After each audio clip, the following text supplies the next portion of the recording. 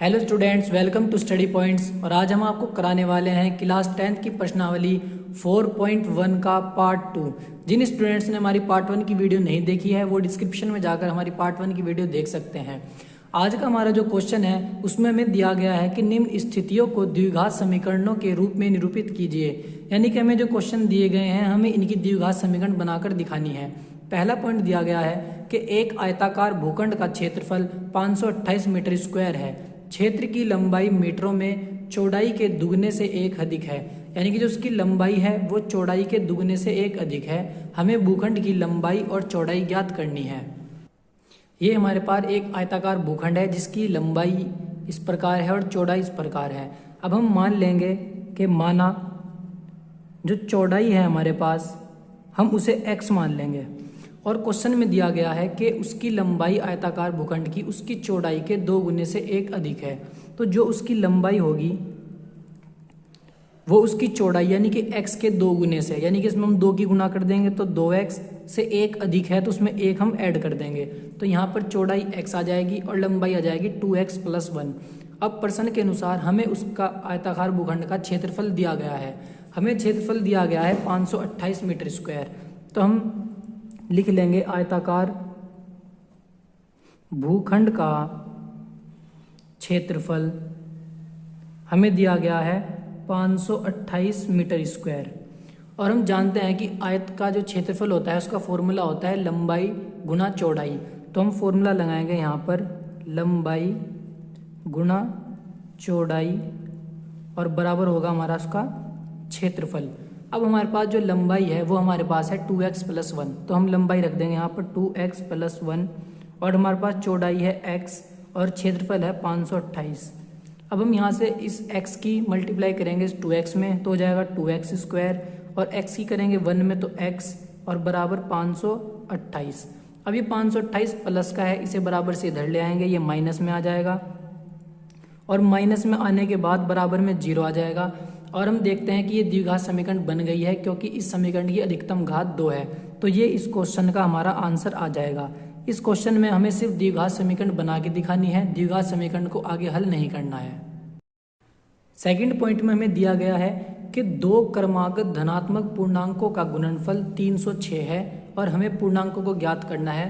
सिर्फ हमें क्या करना है, इसकी द्विघात समीकरण बनानी है। 2 क्रमागत धनात्मक पूर्णांकों का गुणनफल 306 है। तो चलते हैं हम इस सवाल को करते हैं। अब जो धनात्मक होता है मतलब पॉजिटिव मतलब प्लस, जो हमें मानने हैं हमारे पूर्णांक वो पॉजिटिव होने चाहिए। तो हम लिख लेंगे माना धनात्मक क्रमागत, क्रमागत होता है क्रम से, पूर्णांक जो हमारे होंगे वो x तथा x + 1 होंगे।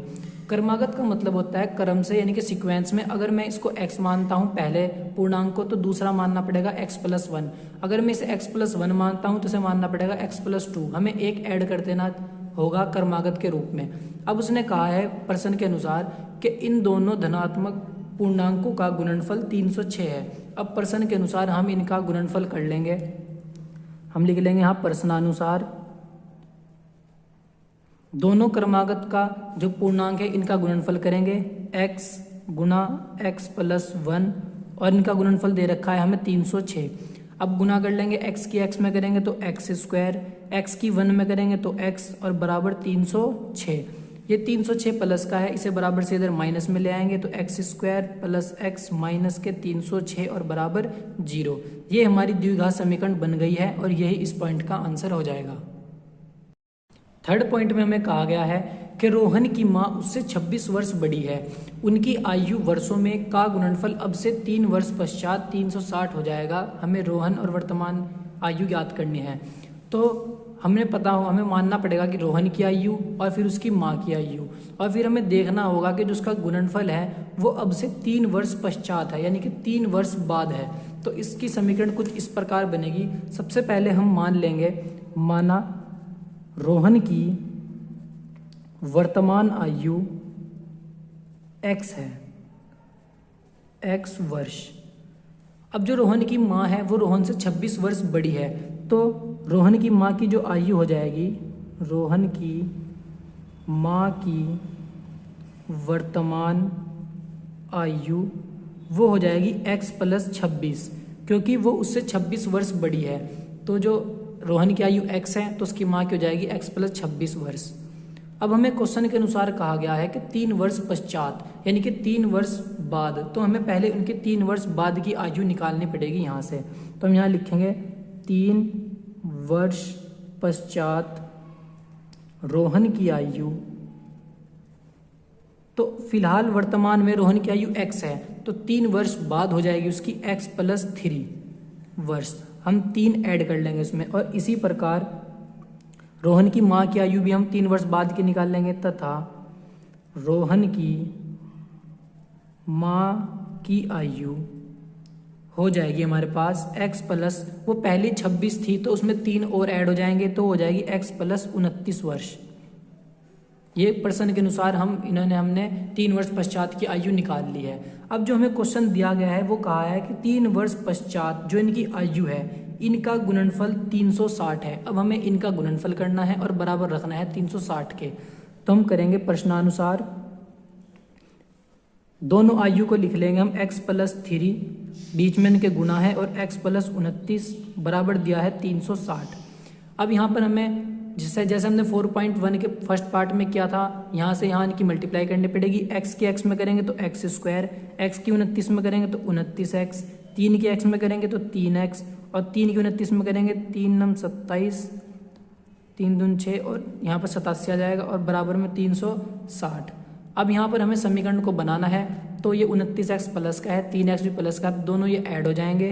x स्क्वायर प्लस यहाँ पर आ जाएगा हमारा 32x, और ये 360 प्लस का, इसे इधर ले आएंगे बराबर से इधर, तो ये माइनस में आ जाएगा हमारे पास, और बराबर आ जाएगा 0। अब यहाँ पर 32x और x स्क्वायर सेम हो जाएगा, और 360 में से हम 87 को माइनस कर लेंगे, तो माइनस करने के बाद हमारे पास आ जाएगा 273 और बराबर 0। अब यहाँ पर ये द्विघात समीकरण बन चुकी है, तो हमारा ये क्वेश्चन यहाँ पर कंप्लीट हो चुका है।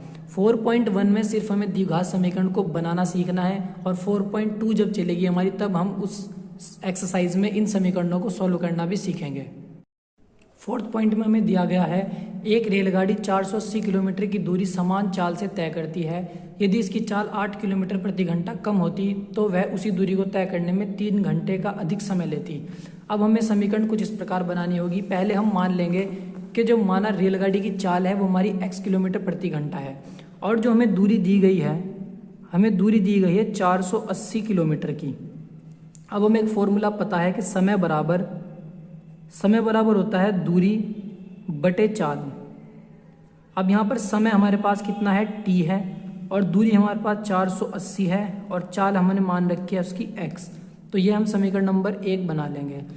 ठीक, अब हम फॉर्मूले के अनुसार यानी क्वेश्चन के अनुसार हम चलते हैं। तो क्वेश्चन में कहा गया है कि यदि उसकी रेलगाड़ी की चाल को 8 किलोमीटर घंटा कम कर दें, यानी कि इस x में से 8 को माइनस कर दें, तो जो लगने वाला समय है वो 3 घंटे अधिक हो जाएगा, यानी कि इस t में 3 ऐड हो जाएंगे। तो प्रश्नानुसार हम लिखेंगे, प्रश्नानुसार यदि मैं इस दूरी तो 480 रहेगी हमारी, और यदि मैं इस x में यानी कि चाल में 8 किलोमीटर घंटा कम कर दूँ तो ये हो जाएगी x माइनस के 8, तो जो लगने वाला समय है वो 3 घंटे बढ़ जाएगा, तो आ जाएगा t प्लस के 3। अब यहाँ पर हम देखते हैं कि ये अचर पद यहाँ पर t है और x है, तो हमें दोनों में से एक को हटाना पड़ेगा। तो इसलिए मैं t का मान यहाँ से 480 बटे x यहाँ पर रख दूंगा। तो इस t को हटाकर हम मान रख देंगे 480 बटे x प्लस 3 बराबर 480 x माइनस 8। अब 480 यहाँ पर भी है, 480 यहाँ पर भी है, तो हम कॉमन लेने के लिए 480 अपॉन x माइनस 8 को इधर ले आएंगे और प्लस के 3 को इधर ले जाएंगे। तो यहाँ पर आ जाएगा हमारे पास 480 अपॉन x, ये माइनस में आ जाएगा 480 अपॉन x माइनस 8, और प्लस का 3 इधर हमारे पास चला जाएगा माइनस में। अब हमें यहाँ पर नीचे का एलसीएम लेना पड़ेगा। एलसीएम लेकर हमारे पास आ जाएगा x और x माइनस के 8। अब यहाँ पर क्रॉस मल्टीप्लाई करनी पड़ेगी। 480 की जब हम x में करेंगे तो हमारे पास आ जाएगा 480x। अब हमें 480 की 8 में गुणा करनी है। 480 की अब 8 में जब मल्टीप्लाई करेंगे हम तो माइनस क्या आ जाएगा हमारे पास 38 40। अब हमने इधर की मल्टीप्लाई कर ली है, अब x की मल्टीप्लाई होगी 480 में, तो माइनस के 480x आ जाएगा और बराबर है माइनस के 3। अब 480x प्लस का है और यहाँ पर 480x माइनस का है, तो ये कैंसिल हो जाएंगे और यहाँ पर नीचे क्रॉस मल्टीप्लाई हो जाएगी इसकी, मल्टीप्लाई करेंगे x के x में x स्क्वायर और x की 8 में करेंगे तो माइनस के 8x आ जाएगा। तो करते हैं x के x में करेंगे x स्क्वायर, x के 8 में करेंगे तो 8x और बराबर माइनस के 3।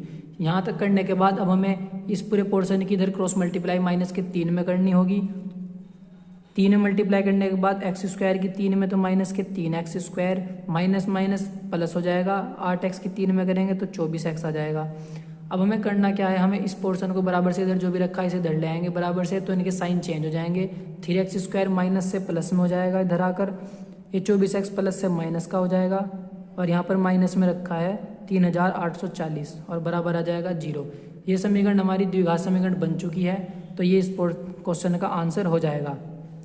अगर हम चाहें तो यहाँ 3 से डिवाइड करके इसको, इस समीकरण को थोड़ी और सरल भी कर सकते हैं, लेकिन अगर छोड़ना चाहें तो यहाँ भी आंसर आ जाएगा। अगर हम इसे 3 से भाग कर देंगे तो यहाँ पर 3 से भाग देने के बाद, 3 से भाग करने पर जो हमारी समीकरण बन के आएगी वो आ जाएगी